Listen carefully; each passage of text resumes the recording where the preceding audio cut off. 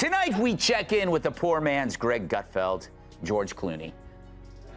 Remember, he wrote a scathing op-ed prior to the election calling on Joe Biden to drop out?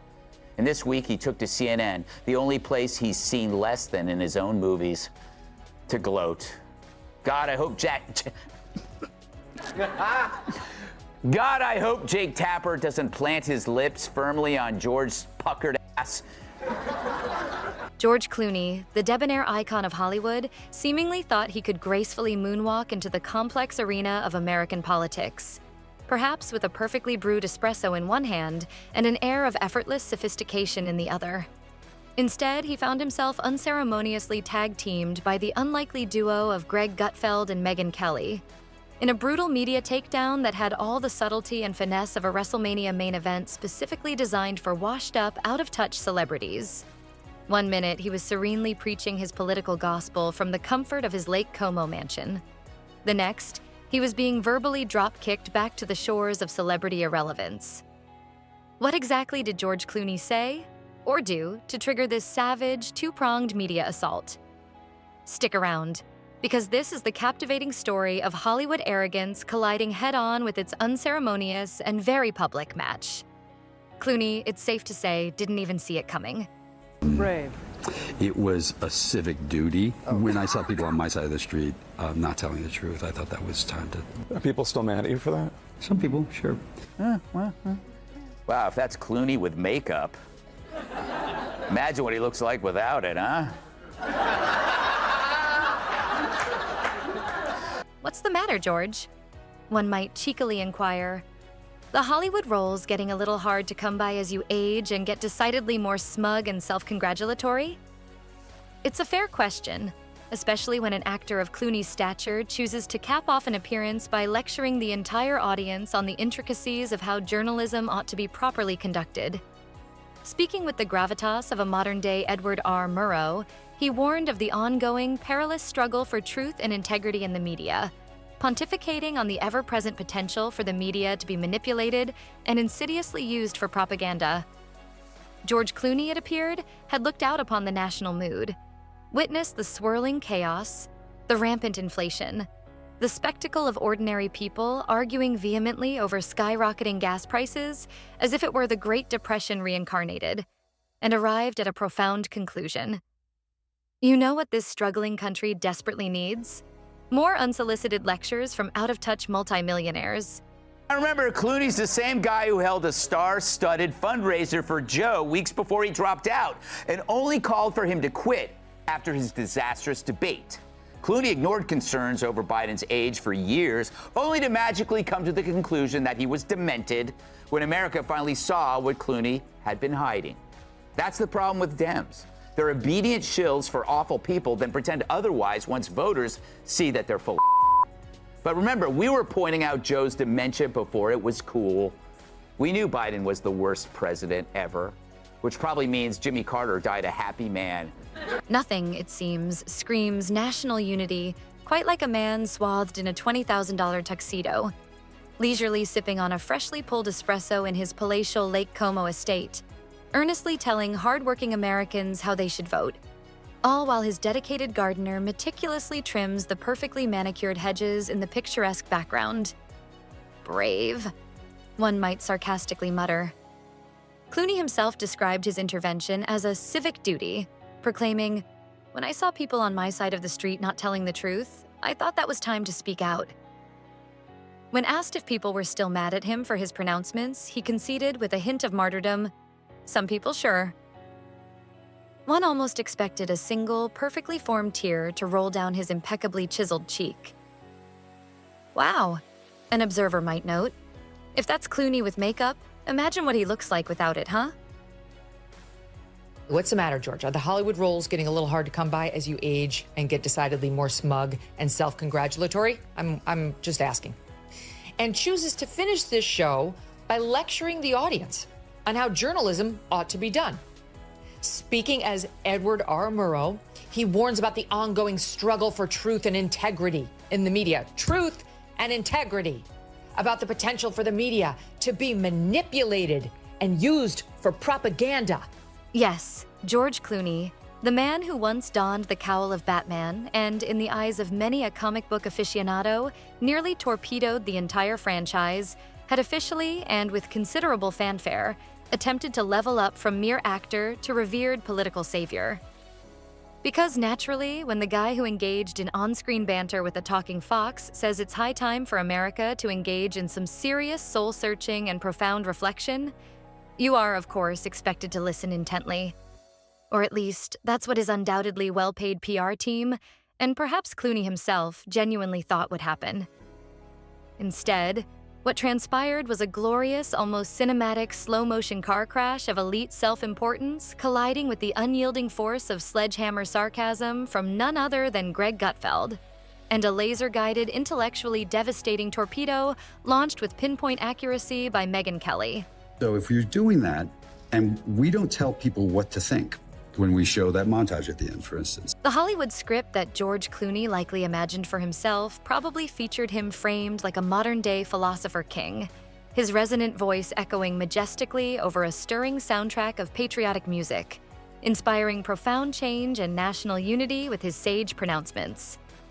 The reality, however, was starkly, almost comically different. Greg Gutfeld, upon witnessing Clooney's political posturing, reportedly laughed so hard he nearly gave himself an abdominal workout. And Megyn Kelly, with her characteristic blend of legalistic precision and no-nonsense skepticism, proceeded to dismantle his carefully constructed moral compass with the finesse of a seasoned surgeon wielding a surprisingly effective jackhammer. New nuggets are breaking. Tara Palmieri, who's got her own Substack and podcast now, she's been on the show, she got a copy and released a couple of the nuggets, and so did The Guardian. But hers was a really interesting nugget.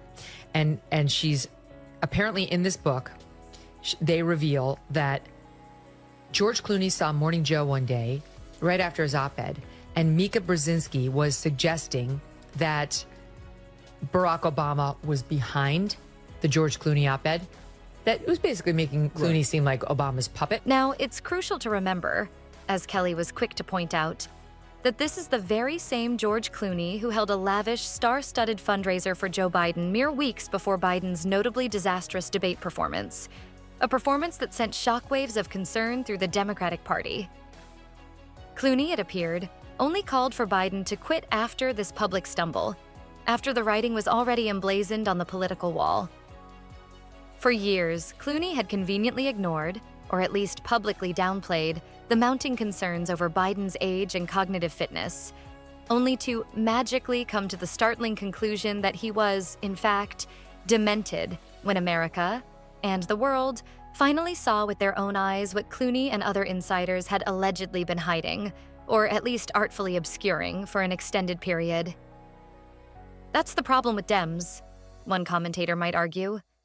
They're often obedient shills for awful people, then pretend otherwise once voters see that they're full of it.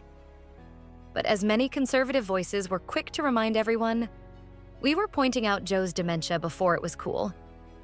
Greg Gutfeld, predictably, saw Clooney's grand political performance and reacted with all the deference and respect that a disdainful cat might show a goldfish attempting to lecture it on the complex fluid dynamics of its own water cycle. Clooney's pronouncements, Gutfeld implied, were essentially the high-calorie, low-nutrient junk food version of political thought, artfully stuffed with expensive polysyllabic words, yet absolutely, almost defiantly, empty of any discernible logic or practical substance. Gutfeld tore into Clooney's arguments with the savage glee he usually reserves for a particularly bloated Oscars monologue that has grievously overstayed its welcome by a good 30 minutes. Here he is going on, this is to 60 last night, about, you mentioned his op-ed in the New York Times on Joe Biden, and why he did it. Such a selfless, brave act, Ben. Here he was. I was raised to tell the truth. I had seen the president up close for this fundraiser, and I was surprised. And so I feel as if there was a lot of profiles in cowardice in my party through all of that. Oh, wow. And I was not proud of that. And I also believed I had to tell the truth. That fundraiser where he saw Biden almost falling off the stage, where Obama came out to grab him, was June 15th. The debate was June 27th. It wasn't until July 10th, almost a month after he attended the fundraiser with him, that George Clooney finally wrote that op-ed after it became clear that Joe Biden wasn't stepping down. He's such a liar. For Greg, Clooney's hypocrisy wasn't just obvious. It was so blatant, so ostentatious. It was practically a form of performance art. Imagine, Gutfeld seemed to suggest, the sheer audacity of flying halfway across the world in a carbon-belching private jet to deliver an earnest, heartfelt speech about the urgent, existential threat of climate change. And doing so with the unwavering sincerity of someone who genuinely, unironically, believes that owning a picturesque vineyard automatically grants you profound, invaluable insight into the complex dynamics of global geopolitical affairs. According to Gutfeld's sharply defined worldview, George Clooney is the undisputed prototype of the Malibu Messiah complex.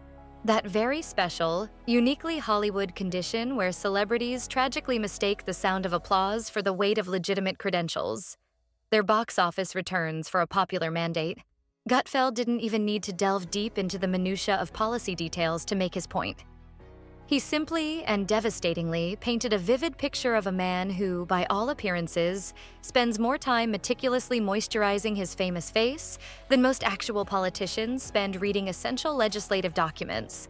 Suddenly, inexplicably, deciding that he is the chosen oracle of modern democracy, the one voice capable of guiding the nation through troubled times.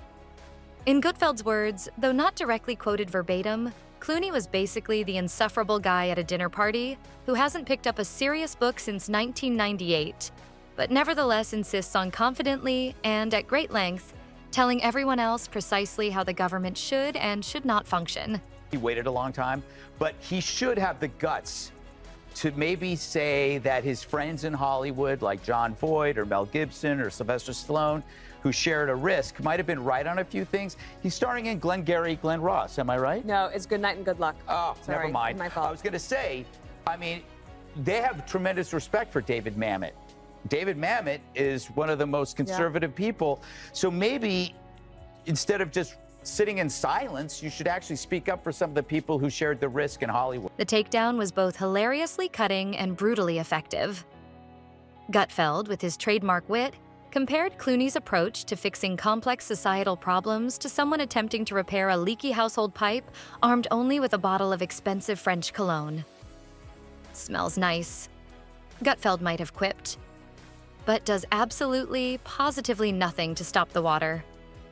He asserted that Clooney's understanding of Middle America, of the concerns and aspirations of ordinary working-class people, was about as accurate, as grounded in reality, as a 5-star Yelp review written by someone who has never, in their entire privileged life, ventured outside the gilded cage of Beverly Hills. And let's not forget, in the grand, time-honored tradition of a thorough Gutfeld roasting, he subtly, yet pointedly, reminded his audience that George Clooney once starred in a film where his primary co-star was, in fact, a talking goat. If that, Gutfeld seemed to imply with a mischievous twinkle in his eye, doesn't scream foreign policy experience, then what? Pray tell? Does? While Greg Gutfeld was out there, metaphorically speaking, flame-throwing with unbridled sarcasm and comedic fury, Megyn Kelly was meticulously setting up a sterile, almost clinical, surgical suite of irrefutable logic, hard facts, and undeniably eyebrow-raising reality checks. Where Gutfeld brought the unrestrained humor and the populist outrage, Kelly brought the incisive courtroom demeanor and the laser-focused intellectual rigor. And she didn't just clap back with a witty retort. She delivered a full, comprehensive closing argument, a legalistic dismantling so thorough it was worthy of a nationally televised trial, complete with damning exhibits and cross-examination. She began her dissection by calmly, almost dispassionately, laying out George Clooney's pattern of behavior. A consistent display of elite virtue signaling, emanating from a man whose primary remunerative skill set involves memorizing lines written by others and, on occasion, pretending to cry convincingly on cue. She highlighted the inherent contradictions in his public persona. A man who delivers impassioned speeches about the existential threat of climate change, yet comfortably zooms around the globe in gas-guzzling private jets and luxury yachts that cost more than most people's homes. Check. A self-proclaimed crusader for equality and social justice, who nevertheless resides in a sprawling, opulent mansion guarded by more security personnel than a royal palace. Double check. She didn't just call out the hypocrisy.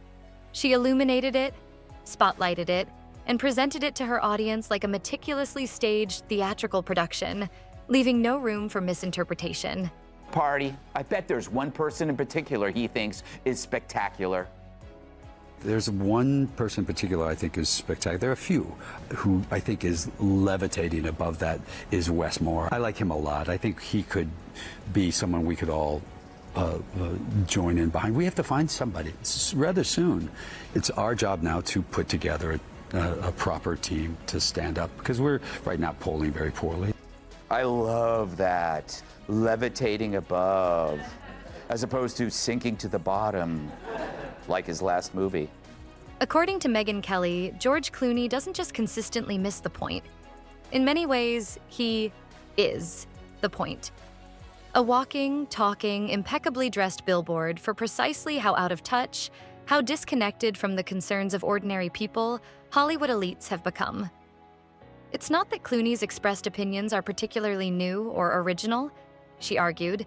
It's that they are, for the most part, simply recycled, pre-approved progressive talking points, artfully dipped in a veneer of caviar-induced sophistication, and invariably served with a generous, heaping side of moral smugness. Kelly then went after something even deeper, something more fundamental: the pervasive, often unexamined illusion that fame automatically equates to wisdom, that celebrity somehow bestows upon an individual a profound understanding of complex societal issues. Just because someone's face is instantly recognizable, just because they've won a few awards for pretending to be other people, doesn't mean their opinions on economics, foreign policy, or the intricacies of democratic governance carry any more inherent weight than a particularly articulate raccoon's Twitter thread. Kelly pointedly, and repeatedly, questioned why major news networks continue to give figures like George Clooney such prominent platforms to speak on the future of democracy, as if he somehow co-authored the Constitution in between takes on a movie set, perhaps during a leisurely espresso break. But perhaps the most lethal, most devastating part of Megyn Kelly's meticulously constructed takedown was her steadfast, almost defiant refusal to be dazzled, to be starstruck by the sheer wattage of Clooney's celebrity. Where others see George Clooney and instinctively hear the swelling strains of violins, a cinematic soundtrack to his perceived gravitas, Kelly, with her unblinking gaze and sharp legal mind, sees a highly effective PR machine, a well-oiled apparatus skillfully trying to pass off warmed-over, generic celebrity pabulum as profound, insightful statesmanship. She saw the carefully crafted script. She recognized the impeccably tailored costume, and she, quite simply, wasn't buying the performance. She highlighted the almost comical delay in his op-ed criticizing Biden, pointing out that the fundraiser where he allegedly saw Biden almost falling off the stage was on June 15th. The infamous debate was June 27th. Yet Clooney's brave, truth-telling op-ed didn't appear until July 10th, long after it was clear Biden wasn't stepping down. He's such a liar, one might conclude from Kelly's presentation of the facts. But in this new world of common sense, what does he align with? He might have way more in common with Trump than he is with the progressives. The question is, does he have the bravery to say that? I have no idea where he stands on the border, sanctuary cities, or trans extremism. How does he feel about the fires in LA? Is he happy with how it was handled by Mayor What's-Her-Face and Governor who's his name? While George Clooney floated serenely on his self-made cloud of perceived sophistication and moral superiority, Megyn Kelly remained firmly, resolutely on the ground, armed with her scalpel of truth and an unwavering commitment to exposing hypocrisy. She didn't attack him as a person, not directly. Rather, she systematically and with chilling effectiveness dismantled the idea of Clooney as savior. This strange, persistent belief that charisma, a good jawline, and a history of playing heroic characters somehow qualify an individual to fix the Byzantine complexities of geopolitical chaos. And here's the best, most telling part. The public, by and large, ate it up. They consumed the Gutfeld and Kelly critiques like it was freshly popped popcorn at a summer blockbuster movie, the kind Clooney himself might star in.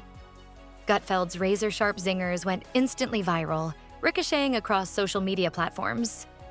Memes of Clooney, artfully photoshopped onto cheesy motivational posters with captions like, "Speak less, flex less," exploded in popularity.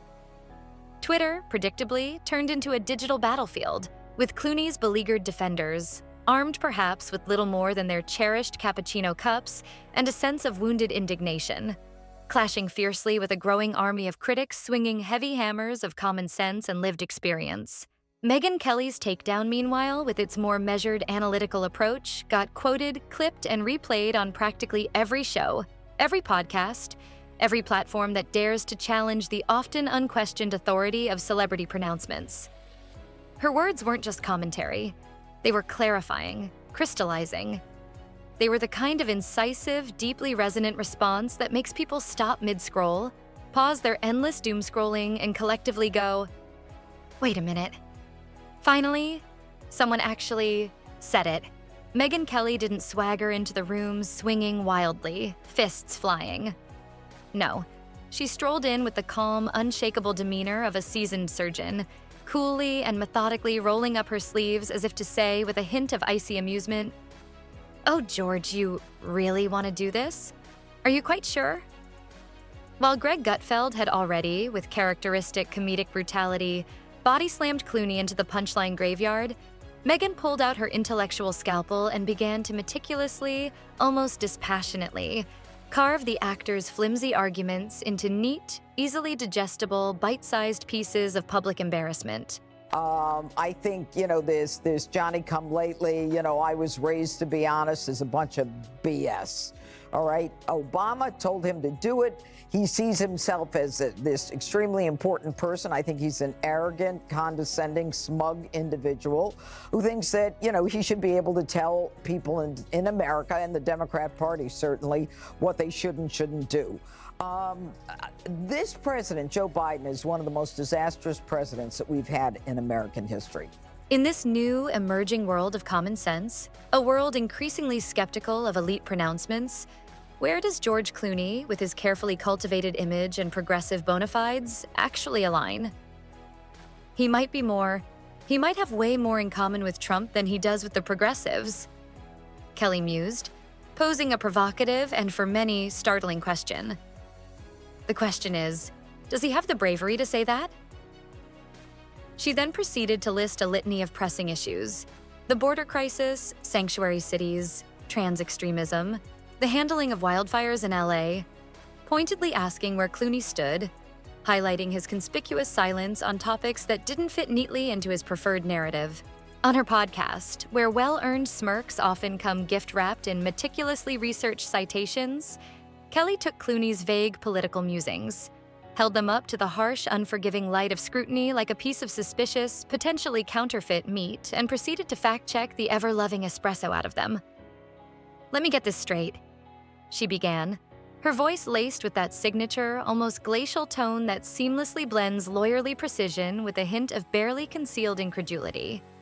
"You think you're bravely standing up for democracy from the idyllic shores of Lake Como, with your feet luxuriating in a heated infinity pool, and your Wi-Fi router presumably set to a custom network named Superiority Complex?" She then dove headfirst into the substance, or lack thereof, of Clooney's comments about media disinformation, the perceived threats to democracy, and his utterly original, groundbreaking take that conservative voices are, somehow, inherently dangerous. Yeah, Megyn Kelly had receipts for that. She coolly pulled up statistics on the plummeting levels of trust in mainstream media. Spoiler alert, it's nosediving faster than George Clooney's last unfortunate box office return, and gently, yet firmly, reminded her listeners that systematically silencing dissent, demonizing opposing viewpoints, isn't democracy. It's just an echo chamber, albeit one with significantly better lighting and a more appealing catering budget. And then came the look. That signature, almost legendary. "Are you actually genuinely serious right now?" Expression that Megyn Kelly masterfully deploys when someone unwittingly stumbles into a serious debate armed with little more than good intentions, a handful of cliches, and absolutely zero grasp of logic. If you've ever witnessed someone earnestly trying to explain the intricacies of cryptocurrency to their utterly bewildered golden retriever, that's precisely the vibe. Only this time, the confused, tail-wagging pup in question was George Clooney, earnestly, almost desperately, wagging his metaphorical tail while pontificating on complex global affairs with all the unearned authority of a man who once, memorably, played a talking fox in a children's movie. Julia Roberts, who outed herself not only as a leftist, which we knew, but as somebody who, and by the way, she's also a husband stealer. She stole the husband that she has right now in a reported affair. So, okay, maybe don't be the voice of the ad in which we talk about women betraying their husbands, because in the leftist view, marriages are not about honesty and talking about one's differences and agreeing to disagree on certain dicey issues, but they're about lying. And they believe this so strongly, you put it in an ad. And her pal, George Clooney, who did something similar for another ad, same. You got Joe Biden out. How'd it work out for you? How'd that go? Maybe you should have said something a little earlier. But wait, it got even better. Or perhaps, for Clooney, significantly worse. Cue the hypocrisy highlight reel, playing on a loop for all to see. George Clooney. Megyn Kelly, stated with surgical, almost gleeful precision, lectures the world with grave sincerity about the existential threat of climate change, all while blithely flying around the globe on private jets so frequently, so extravagantly, they probably qualify for some sort of frequent flyer therapy program. She didn't stop there.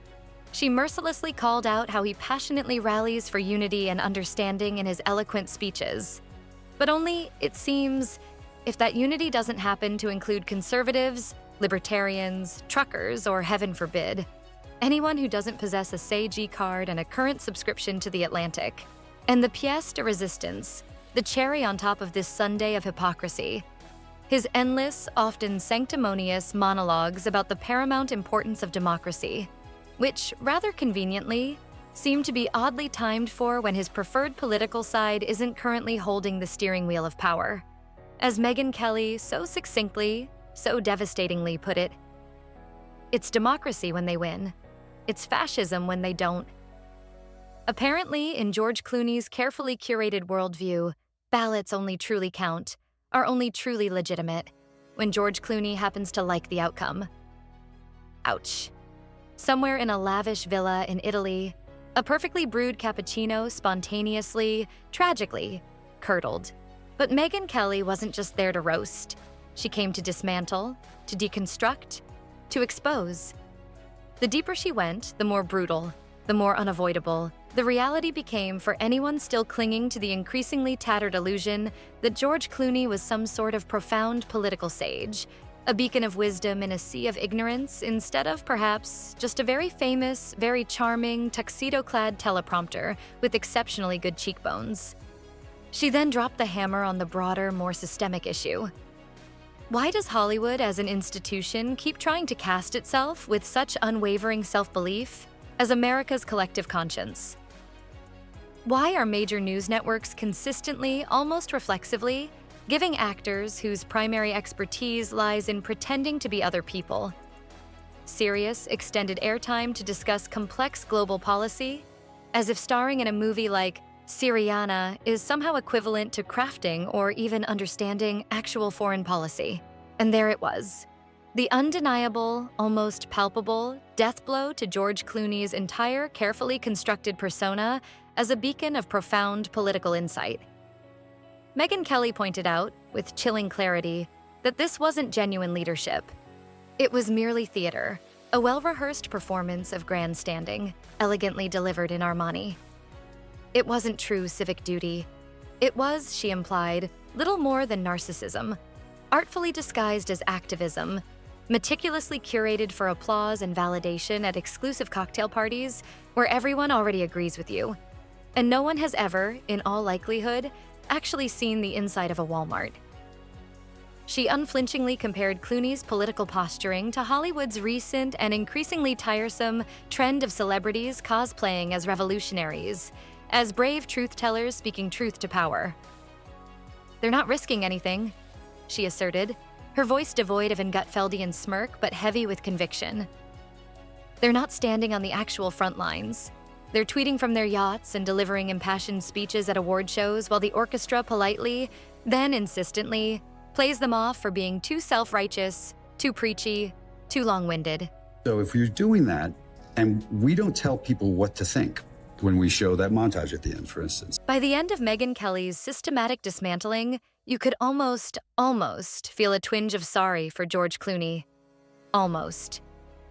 Megyn didn't shout. She didn't rant. She didn't resort to ad hominem attacks. She simply, and with devastating effectiveness, opened the door to unvarnished reality and calmly, almost politely, let George Clooney trip spectacularly over his own tangled web of logic, or lack thereof, on the way in. It was a quiet execution, surgical in its precision, devastating in its impact. And for those who enjoy watching intellectual arrogance get vaporized by a relentless barrage of facts, delivered in a tone so icy it could reliably refrigerate a week's worth of groceries, undeniably beautiful.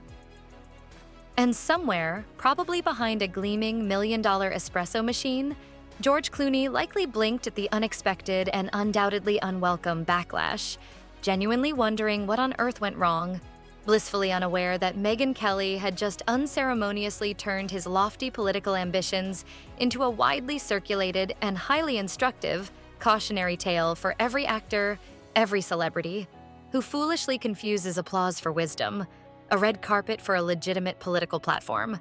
Here he is going on, this is to 60 last night, about, you mentioned his op-ed in the New York Times on Joe Biden, and why he did it. Such a selfless, brave act, Ben. Here he was. I was raised to tell the truth. I had seen the president up close for this fundraiser, and I was surprised. And so I feel as if there was a lot of profiles in cowardice in my party through all of that. Oh, wow. And I was not proud of that. And I also believed I had to tell the truth. That fundraiser where he saw Biden almost falling off the stage, where Obama came out to grab him, was June 15th. The debate was June 27th. It wasn't until July 10th, almost a month after he attended the fundraiser with him, that George Clooney finally wrote that op-ed after it became clear that Joe Biden wasn't stepping down. He's such a liar. So now we've got George Clooney, the would-be philosopher king, the self-appointed savior of American democracy, left floating precariously in a vast, isolating sea of self-importance, desperately paddling with a comically undersized golden oar, wondering how his meticulously curated image, his carefully constructed persona, got so thoroughly, so publicly, turned into a running punchline by two media personalities who have, in all likelihood, never once stepped foot on a glamorous red carpet. It's as if he confidently tried to play a complex game of chess armed only with a charming smile, while one opponent showed up with a sledgehammer and the other with a meticulously prepared legal brief. And somehow he still genuinely thought he had a fighting chance. But this isn't just about George Clooney. Oh no. This is about the bigger, more insidious disease arguably infecting much of Hollywood. The deeply ingrained, often unquestioned belief that fame is a magical shortcut to credibility, that celebrity somehow bestows enlightenment. It's about the pervasive assumption among certain celebrities that because they are adored, idolized on screen, they must therefore be enlightened, insightful, off-screen. That the thunderous applause for their acting prowess somehow translates into widespread agreement with their often poorly informed, yet confidently expressed ideas. Greg Gutfeld and Megyn Kelly didn't just roast George Clooney. They roasted the endless, self-congratulatory cycle of awards shows where millionaires endlessly pat themselves on the back for convincingly pretending to be poor, oppressed, or otherwise marginalized people. What George Clooney unwittingly walked into was a cleverly disguised trap, a snare of his own making. He thought, perhaps naively, that he'd be met with deference, with respect, with hushed admiration for his bravery and insight. Instead, he got demolished. Greg Gutfeld saw right through the glamorous facade and, with characteristic glee, lit it on fire. Megyn Kelly, with her sharp legal mind, peeled back the carefully constructed curtain and found, to no one's real surprise, just a regular guy with opinions no more refined, no more insightful, than your average local Uber driver. the only discernible difference. The Uber driver probably has significantly more real-world experience and a much better grasp of what it actually costs to fill up a gas tank. And in the aftermath of this media maelstrom, the message from the public, from the viewers, from the countless individuals who consume these takedowns was clear, unambiguous, and undeniably resonant. America is tired. Not just tired of George Clooney specifically, but tired, profoundly exhausted, from the endless barrage of celebrity sermons, the relentless sanctimony, the out-of-touch pronouncements emanating from the rarefied air of what many perceive as limousine liberalism. George Clooney, in this particular cultural moment, simply became the unfortunate yet perfectly emblematic poster child for everything people are, collectively and increasingly, rolling their eyes at. The ostentatious luxury, the unsolicited lectures, the profound disconnect from the everyday realities of ordinary citizens. Greg Gutfeld and Megyn Kelly didn't need to yell. They didn't need to organize a boycott. They didn't need to storm a red carpet. They simply used something far more effective, far more potent: wit, logic, and a keen, almost unerring sense of when someone is demonstrably, undeniably full of it. George Clooney offered them a spotlight. They, in turn, brought a mirror, and the reflection, for Clooney and for Hollywood at large, was anything but flattering. So, the next time a celebrity, no matter how beloved, no matter how acclaimed, steps up to the podium to earnestly tell America how to think, how to vote, how to live, they might want to pause, take a deep breath, and perhaps look cautiously both ways. Because Greg Gutfeld might be lurking nearby, armed with a devastating punchline, and Megyn Kelly might be silently, patiently, waiting in the wings, meticulously preparing a closing argument that ends with chilling finality, something like this. And that, ladies and gentlemen of the jury, is precisely why we don't take serious policy advice from a man who once, memorably and perhaps ill-advisedly, wrestled a CGI goat. Roll credits.